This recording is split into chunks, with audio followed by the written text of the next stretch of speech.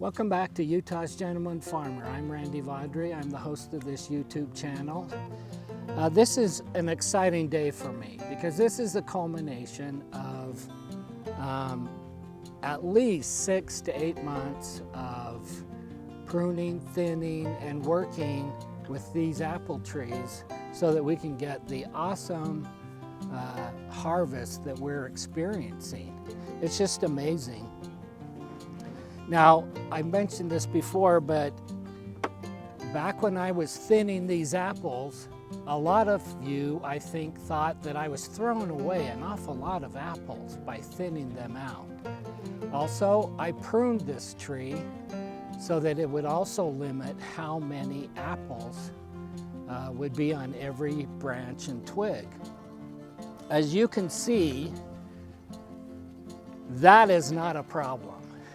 We have so many apples on this tree, and we've been very blessed that the things that I've tried to express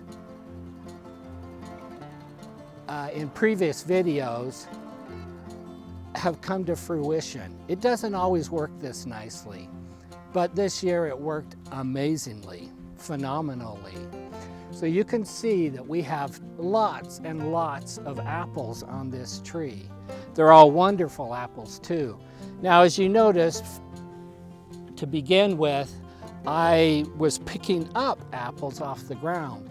We've had a lot of apples fall off. In fact,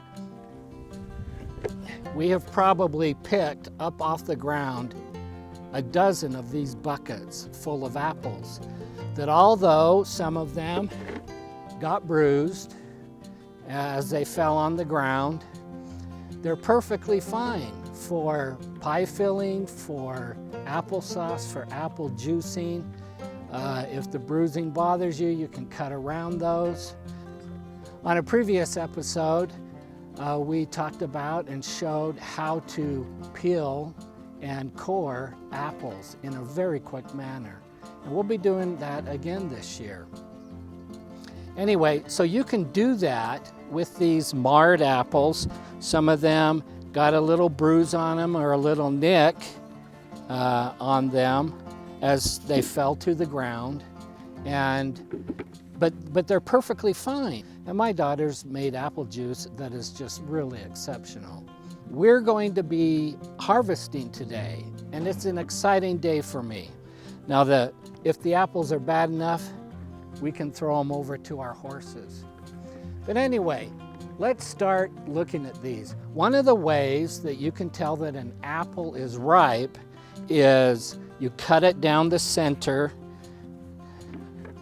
You cut it down the center, not top to bottom, but cut it down the center, and then when you open it, it will have brown, dark brown seeds.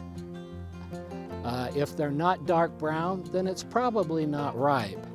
But the best way to tell is simply to reach up, give it a quick twist, and then a little tug. And if it comes off fairly easily, then you know that that's a ripe apple. Now, these apples have turned out to be exceptionally beautiful. If you give them a little rub and a little polish, they turn out to be very beautiful, a wonderful gift for your neighbors. We are never going to use this many apples. We just have more than my family, my extended family can use. So we'll pick a lot of these. I'll allow my sister and my nephews to come over and do a little picking of their own so that we can share in the harvest that we've been blessed with. Now these, like I said, very attractive apples.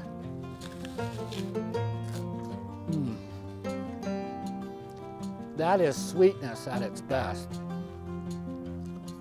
These will be wonderful apples, and if we store them the way I've talked about, as close to zero without freezing them, we'll be eating apples clear into the new year that are fresh and crisp. So we're going to start picking these apples. I hope you'll continue to watch the video and enjoy the fruits of this, and then later on in the day, we will start processing them. In particular today, we want to do a lot of dried apples and then also some apple pie filling. Thank you for coming back, and we'll transition here. So we're gonna get the steamer going, the hot water in it. It's hot. As you burn your finger on the hot water. We'll get that going. We put the jars in it. And as you can see, we have this beautiful concoction of apple pie filling. The smell, if you could just do smell-o-vision, it would be awesome.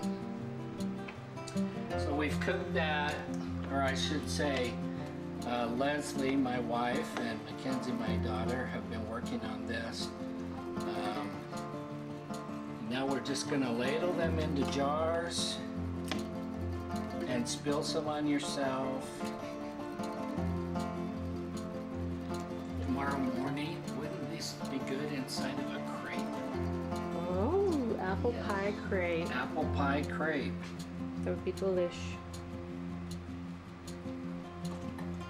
Oh, this is awesome. The smell is just amazing.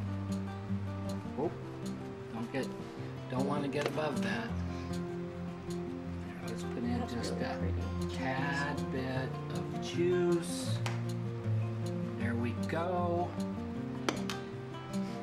Let's get our lids. Did you do the lemon juice? Oh, the lemon juice. Thank you, Mackenzie. Is it 3 tablespoons? 3 tablespoons. Okay. We'll do 3 tablespoons. Dad, why do you add lemon juice? Because it raises the acidity level, which keeps the apples from going brown after they've been processed and they're sitting on the shelf waiting to be consumed. And we have every intention of consuming these fairly quickly. Because apple pie for Thanksgiving. Thanksgiving, day after Thanksgiving, Halloween. pre-Christmas, Christmas. everything. Apple pie for all the seasons. So it's like I kind of want to try to grow these from seed, but then Yeah, it won't be true probably. it won't be Who knows, you could try. Yeah, these are excellent apples. Look at those apples. Oh, yes. And see, we've got so many that we can just give them away to the neighbors as neighbor gifts, and that'll be awesome. That's something we could do for like friend and neighbor gifts this year. Is just make a slode of A apple slode? sauce. What's a slode? Yes, Kathy, what's a slug? A shoot load. That is going on my video. Shoot load. Spelled SCHUTE. A shoot load of applesauce, and then give that as like neighbor gifts for Christmas. Yeah, that'd be a great idea. Homemade apple juice and or applesauce. Jump! Whoa!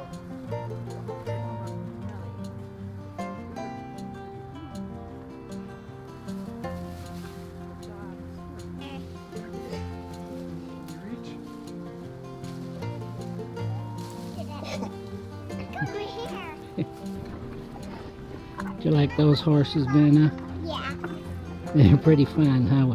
Especially when they slobber all over when they eat the apples. Yeah.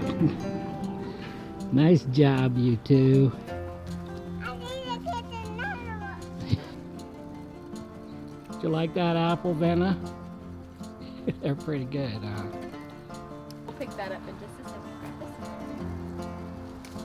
Oh, good job. One more. I have been focusing more on the apple trees that I've shown have the red apples. And that's because they're the most productive, they're really big, they're well developed, and those are the ones that most people like. But I wanted to highlight this apple tree, which is a Golden Delicious. Now, the reason this is my favorite is because I'm very sensitive to apples. I get a stomachache if I eat them. And when we moved into this house, just on a fluke, I tried some of the apples on this tree. And because they looked so good, and I hadn't eaten an apple, dared to eat an apple in a long time. So I picked a couple apples and I started eating them, and I didn't get a stomachache, and they tasted so good.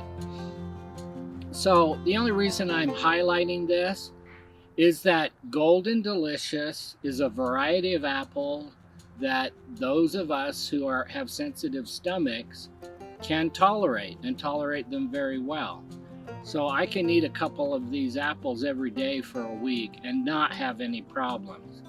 But if I have Red Delicious or Jonathan or one of those, I'm going to have a pretty serious stomachache for a while.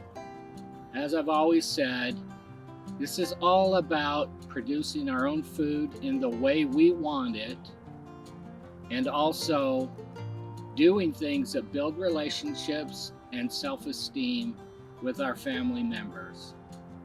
I hope you have enjoyed this episode about apples. It's kind of the finale of my apple episodes. Thank you for coming back. Thank you for subscribing. If you enjoyed this one, share it with a friend or a family member, and also hit the little bell so that you'll be notified. Stay well. These are difficult times, and we need to be doing these things that will help us emotionally, mentally, and also physically, that will bring us health, bring us happiness, and joy in our lives.